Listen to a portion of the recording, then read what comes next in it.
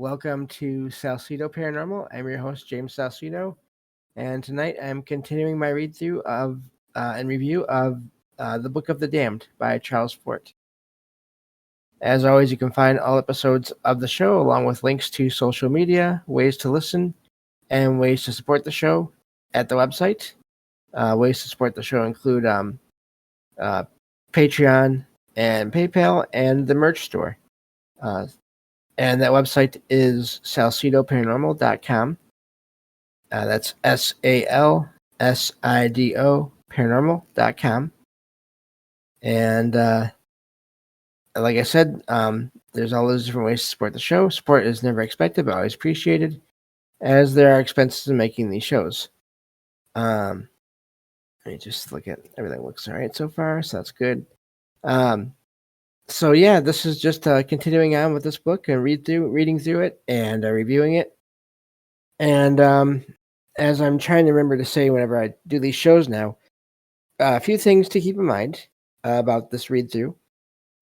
First of all, these are the words I'm going to read when I start reading are by Charles Fort, which means they are his thoughts and views, not necessarily mine or ours here that are listening. Also, there will be names that I'm not able to pronounce the way that they should be pronounced, so I will make many mistakes with that, and I apologize in advance. Also, keep in mind too that there may be some things, if you hear something in the book that you are aware of a more recent scientific explanation for a thing, keep in mind these books were written in the early to mid, well, really mostly early 1900s. So science does move on and things get explained, and so just keep those things in mind as I read this book. But even with all those things being said, it's still been an amazing read, and I hope everyone enjoys it. And now back to the book here, as I have. So there's a new apartment building that went in about a year ago, and they have kids over there. So I apologize if you heard any sounds just now. But anyway, let's see here. All right, everything looks okay so far. We had a Discord cutting out just before I started recording, so I'm just kind of good. I'm glad you didn't hear them. Anyway, I'm all over the place here. So let's get to the reading, and that may help, hopefully. And once I find my place, okay, I think I found it. All explanation is assimilation of something in terms of something else that has been taken as a basis. But in continuity, there is nothing that is any more basic than anything else. Unless we think that delusion built upon delusion is less real than its pseudo foundation. In 1829, in Tim's TIMB, Tim's yearbook, 1848-235, in Persia fell a substance that the people said they had never seen before. As to what it was, they had not a notion, but they saw that the sheep ate it. They ground it into flour and made bread, said to have been passable enough, though insipid. That's not good. That means it doesn't taste good. So how is it passable? Anyway, that was a chance that science did not neglect. Manna was placed upon a reasonable basis, or was assimilated and reconciled with the system that had ousted the older and less nearly real system. It was said that, likely enough, manna, and that's MANNA, had fallen in ancient times because it was still falling, but that there was no tutelary Tutelary influence behind it, that it was a lichen from the steppes of Asia Minor, in quotation marks, up from one place in a whirlwind and down in another place, end quotation marks.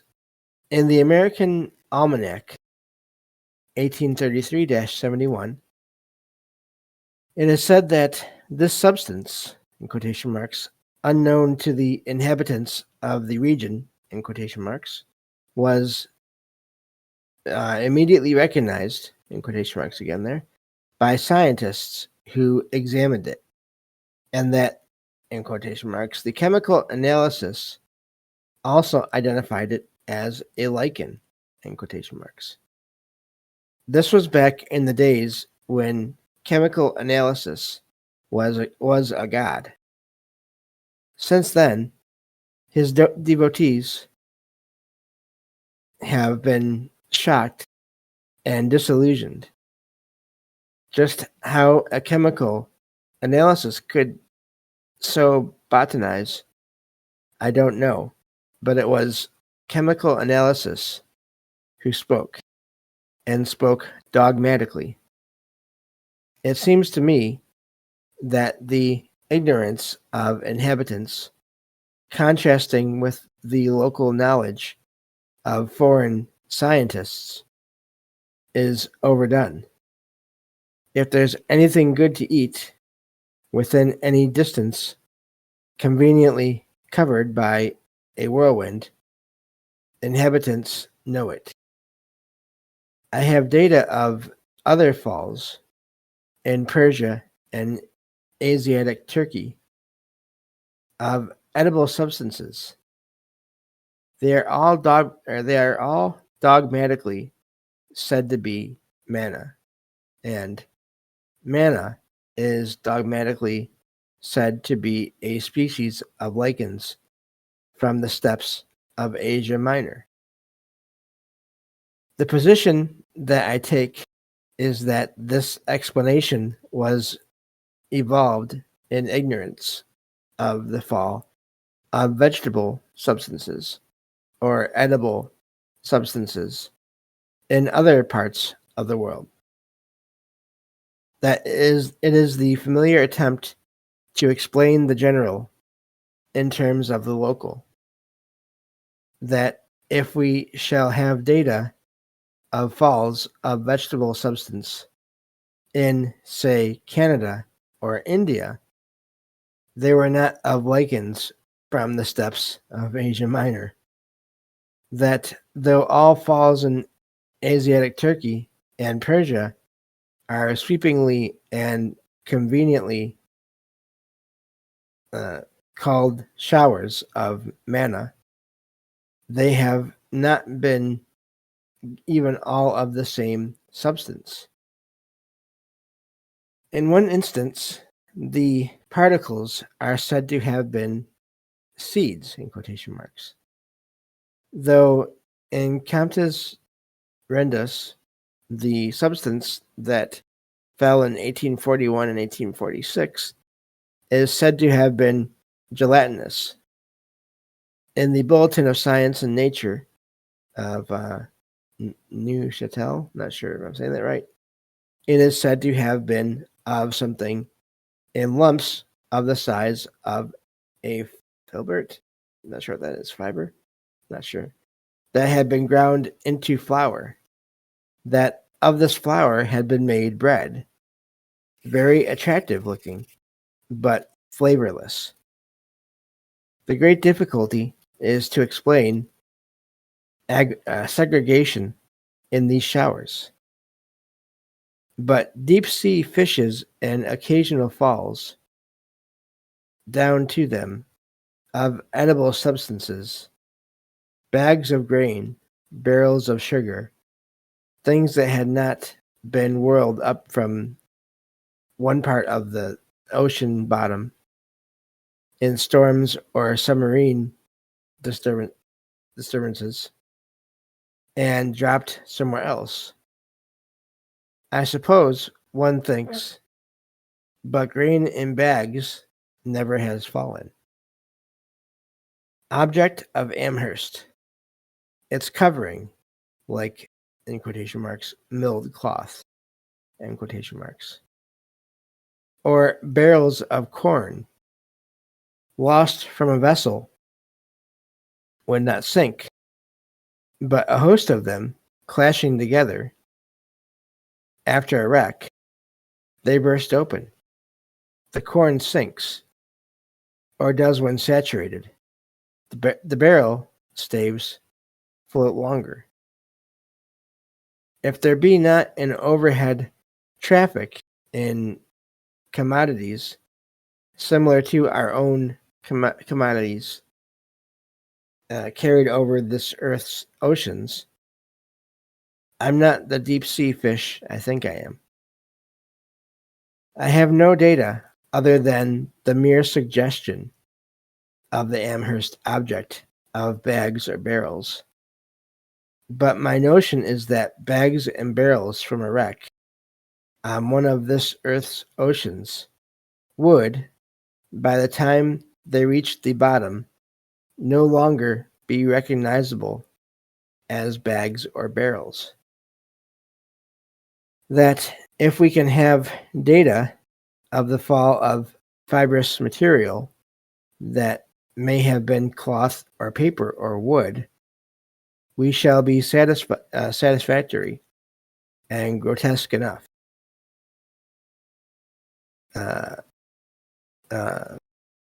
Abbreviations here: PROC, and then ROI, Irish Academy 1-379. Quotation marks. In the year 1686, some workmen who had been fetching water from a pond 7 German miles from Memel, MEMEL, on returning to their work after dinner, during which there had been a snowstorm, found the flat ground around the pond covered with a coal-black, leafy mass, and a person who lived near said he had seen it fall like flakes with the snow. End of quotation marks. Some of these flakes, or flake-like formations, were as large as a tabletop. In quotation marks. The mass was damp and smelt disagreeably, like rotten seaweed. But when dried, the smell went off. It tore fibrously, like paper. End of quotation marks. Classic explanation. In quotation marks. Up from one place and down in another. End quotation marks. But what went up? That's hard to say. From one place in a whirlwind. Of course, our intermediatist acceptance is that had this been the strangest substance conceivable from the strangest other world that could be thought of, somewhere upon this earth there must be a substance similar to it, or from which it would, at least subjectively, or according to description, not be easily distinguishable, or that everything in New York City is only another degree or aspect of something, or a combination of things, in a village of Central Africa. The novel is a challenge to vulgarization. Write something that looks new to you. Someone will point out that the thrice accursed Greeks, and again, this is Fort's words, said it long ago. Existence is appetite, the gnaw of being, the one attempt of all things to assimilate all other things, if they have not surrendered and submitted to some higher attempt. It was cosmic that these scientists who had surrendered to and submitted to the scientific system should consistently, with with the principles of that system, attempt to assimilate the substance that fell at Memel with some known terrestrial product. At the meeting of the Royal Irish Academy, it was brought out that there is a substance of rather rare occurrence that has been known to form in thin sheets upon marshland. It looks like greenish felt. The substance of Memel, damp, coal black, leafy mass. But if broken up, the marsh substance is flake-like, and it tears fibrously.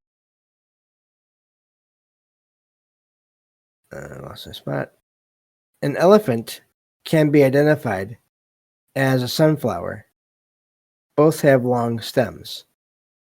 A camel is indistinguishable from a peanut, if only their humps be considered. Trouble with this book is that we'll end up a lot of intellectual rouse, R-O-U-E with a sign over it, S, will be incapable of being astonished with anything. We knew, to start with, that science and imbecility are continuous. Nevertheless, so many expressions of the merging point are at first startling. We did think that Professor Hitchcock's performance in identifying the Amherst phenomenon as a fungus was rather notable as scientific vaudeville. If we acquit him of the charge of seriousness, or that in a place where fungi were so common that before a given evening 2 of them sprang up, only he, a stranger in this very fungiferous place, knew a fungus when he saw something like a fungus. If we disregard its quick liquefaction, for instance, it was only a monologue. However, now we have an all-star cast, and they're not only Irish, they're Royal Irish. The Royal Irishmen excluded, in quotation marks, coal blackness and included fibrousness. So then that this substance was marsh paper, in quotation marks, which, in quotation marks, had been raised into the air by storms of wind and had again fallen, quotation marks. Second act. It was said that, according to M. Ehrenberg, in quotation marks, the meteor paper was found to consist partly of vegetable matter, chiefly of coniferous, in quotation marks. Third act. Meeting of the Royal Irishmen. Chairs, tables, Irishmen. For it has a very interesting style of writing. Some flakes of marsh paper were exhibited. Their composition was chiefly of coniferous.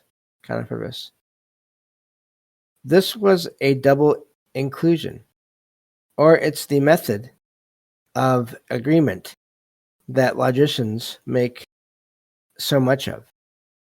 So no logician would be satisfied with identifying a peanut as a camel because both have humps. He demands necessary agreement that both can live a long time without water, for instance.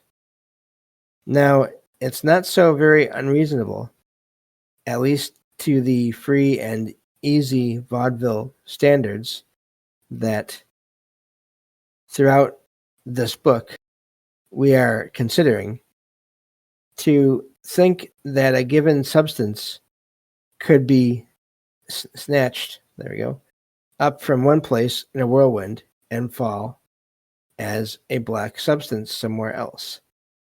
But the Royal Irishman excluded something else, and it is a datum that was as accessible to them as it is to me. That according to Chladni, I'm going to just go with that, this was no little local deposition that was seen to occur by some indefinite person living near a pond somewhere. It was a tremendous fall from a vast sky area. Likely enough, all the marsh paper in the world could not have supplied it. At the same time, this substance was falling, in quotation marks, in great quantities, in quotation marks, in Norway and Pomerania. R.C. Kirkwood, Meteoric Astronomy, page 66. Substance like charred paper fell in Norway and other parts of Northern Europe, January 31st, 1686. So we're going to stop there because we are at a paragraph ending. And let me just check in and look at chat here. Everything looks okay. So let's see here. Okay, another name. So Filbert is another name for hazelnut, possibly. Okay, that's neat. This book is full of words that are just, if I tried to stop for every one and look them up, I would not be able to ever find my place in the reading. So thank you all in the chat for that. And thank you all for listening in and being here. These shows are fun. They're challenging, but they're fun. And hopefully you'll enjoy them. And we will continue on with the Book of the Damned by Charles Fort next time on Salsido Paranormal. Take care, everyone.